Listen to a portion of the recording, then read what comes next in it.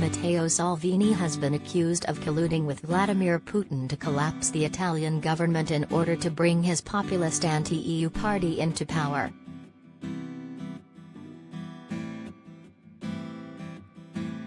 The anti-immigration Lega Nord leader, who is hoping to be swept into power in a right-wing coalition in the September election, allegedly sent an emissary to meet with a Kremlin official in May, weeks before Mario Draghi's government imploded.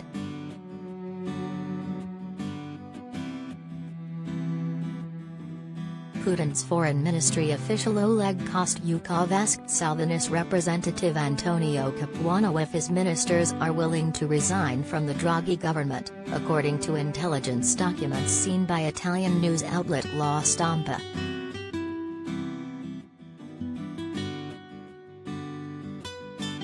The meeting was said to have taken place at the same time as Salvini drew criticism for conducting parallel diplomacy with Russia over the war in Ukraine.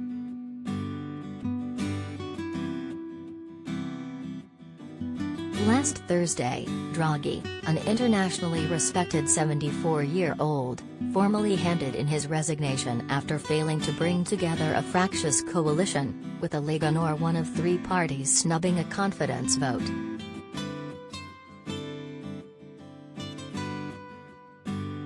Silvio Berlusconi's Forza Italia and the populist Five Star Movement also failed to support the Prime Minister, forcing a September election.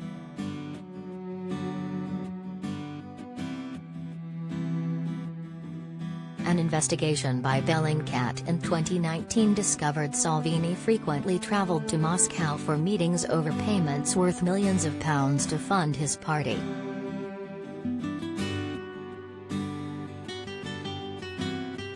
The money would be funneled via artificially underpriced Russian oil export transactions, which would allow room for a value-added allocation which would then be secretly channeled to the Nord party.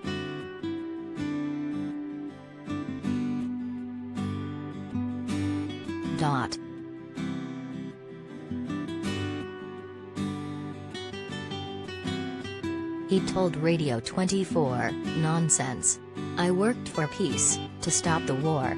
The Draghi government fell due to the opposition of the Five Star Party to the waste-to-energy plant in Rome. I don't think Putin is behind the waste-to-energy plant."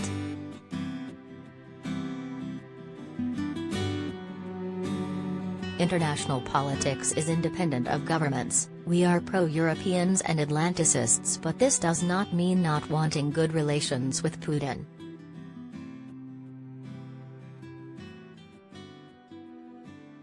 The party leader added, "It is very serious that fake news is spreading. We are with the West and democracy."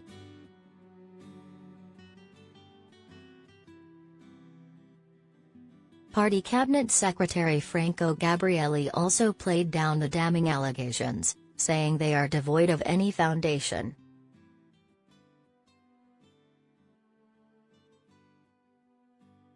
La Stampa has defended its journalism since the denials, saying the report was based on an informal summary of intelligence work on the alleged meeting.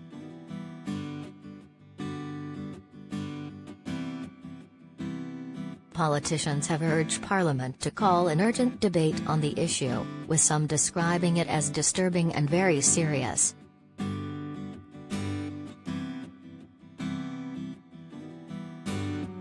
The meeting was said to have taken place at the same time as Salvini drew criticism for conducting parallel diplomacy with Russia over the war in Ukraine.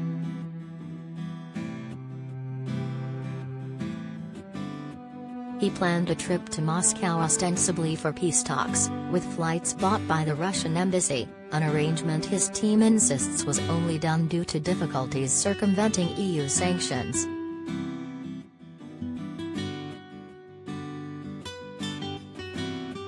They said they reimbursed the embassy and the trip in the end never happened.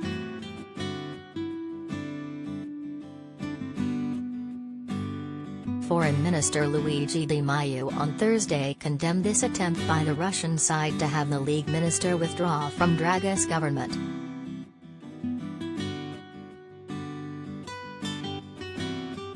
Salvini must explain the relations he has with Russia, said Di Maio, like Draghi a strong advocate of EU sanctions against Moscow and Italy's sending of weapons and money to help Kiev's resistance.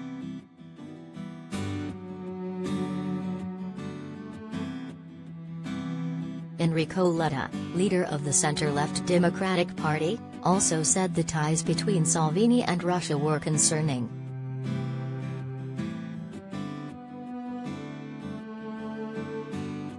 Salvini has long admired Putin, even wearing T-shirts emblazoned with a Russian leader's face, a stance that has become politically difficult since Moscow's invasion of Ukraine.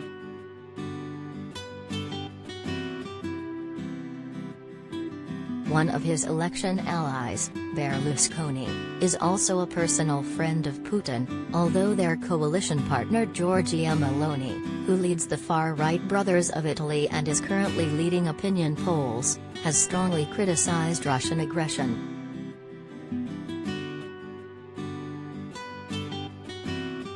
The right-wing coalition agreed yesterday that the party with the most votes in September will choose the prime minister.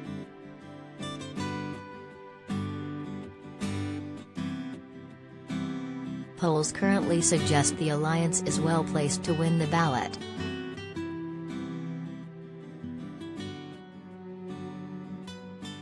Choosing a nominee for prime minister has sparked tension within the bloc, which includes Salvini, Berlusconi, and Meloni, currently the most popular party in the coalition.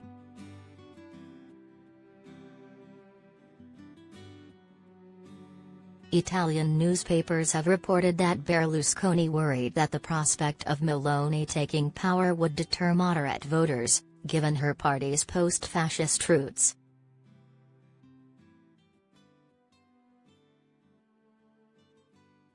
However, the deal confirms a traditional rule within the bloc.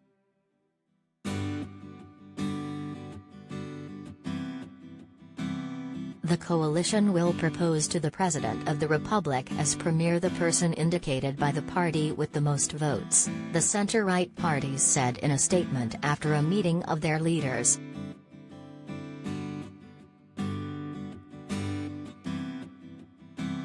Meloni's group polled just 4% in the 2018 election, but is now seen winning more than 23%. Making it Italy's largest party ahead of the main center-left group, the Democratic Party, PD.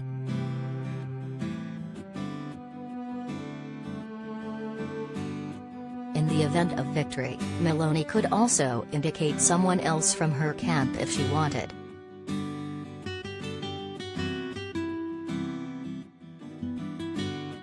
Under Italy's election law, 36% of parliamentarians in both the upper and lower houses are elected on a first-past-the-post basis, with the rest chosen by proportional representation based on separate party lists.